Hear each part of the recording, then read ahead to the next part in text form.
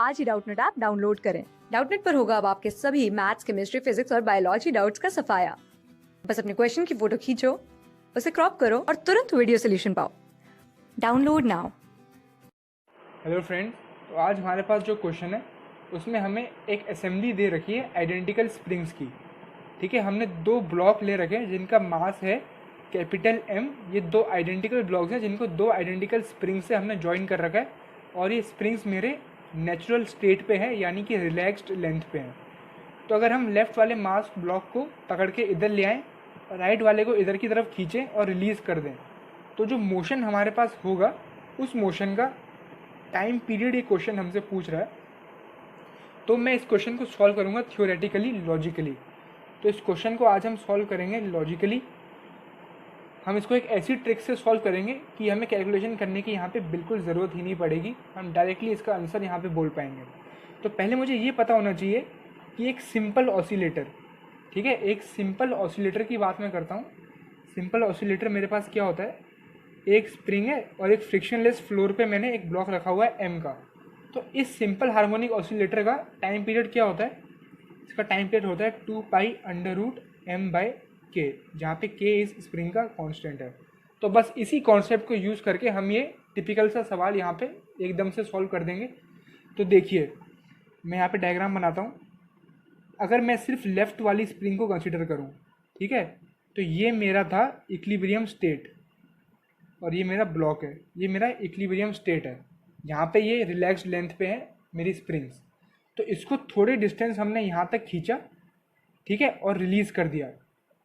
मान लेते हैं ये डिस्टेंस है स्मॉल a, एम्पलीट्यूड। यहाँ तक खींचा, इस ब्लॉक को यहाँ तक खींचा, फिर रिलीज़ कर दिया।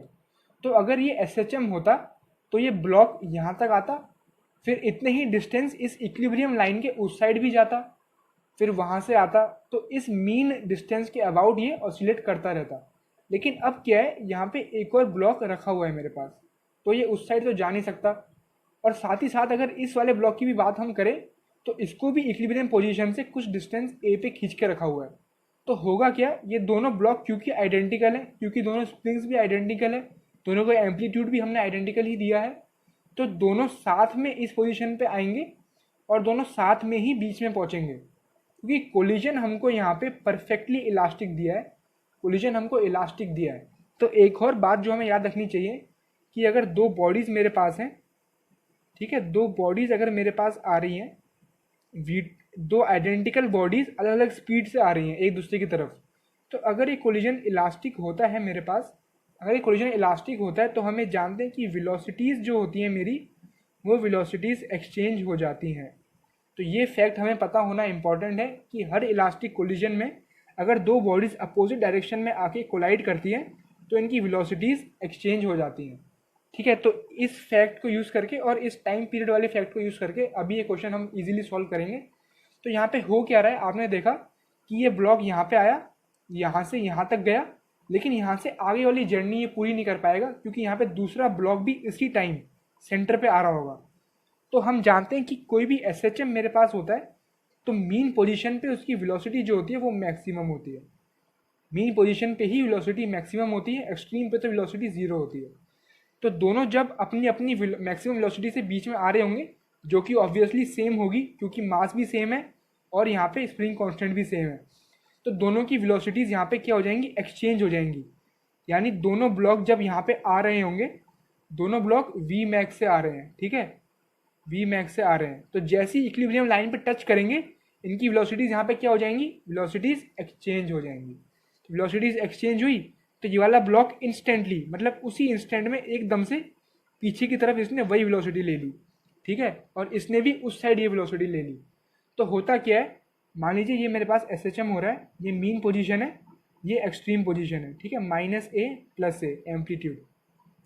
तो अगर मैंने -a से कोई बॉडी रिलीज़ की तो ये ज़ीरो वेलोसिटी से वेलोसिटी बढ़ाते बढ़ाते बढ़ाते यहाँ पे Vmax होती है, फिर वेलोसिटी कम होती है, कम होते होते वापस ज़ीरो, फिर वापस आते आते वेलोसिटी बढ़ती है, बढ़ते बढ़ते वापस Vmax इस साइड की तरफ। तो इसमें क्या हो रहा है, आते समय वेलोसिटी बढ़ रही है, जैसे हमने देखा वेलोसिटी बढ़ रही है, और यहाँ आते तो आगे वाला यहाँ पे मोशन नहीं हो रहा है, इसको डायरेक्टली ये वाली वेलोसिटी मिल गई। यानी एक तरह से हम देखेंगे तो इधर इस साइड वाला जो पोर्शन है मोशन का, वो मोशन का पोर्शन इस बॉडी ने स्किप कर दिया। इसका मतलब ऐसा है कि इनडायरेक्टली यहाँ पे ऐसा मोशन हो रहा है कि बॉडी सिर्फ इसी साइड ऑसिलेट कर रही है और सारी कंडीशन भी एसएचएम की सेटिस्फाई हो रही है।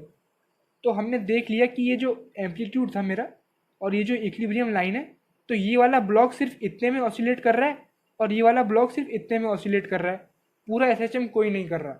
तो क्योंकि ये सिर्फ आधा ही एसएचएम यहाँ पे हो रहा है, हमने देख लिया कि आधा ही एसएचएम हो रहा है, तो इसको आधा एसएचएम में ऑसिलेट करने के लिए हमारे पास टाइम भी आधा लगना चाहिए, यानी कि T/2।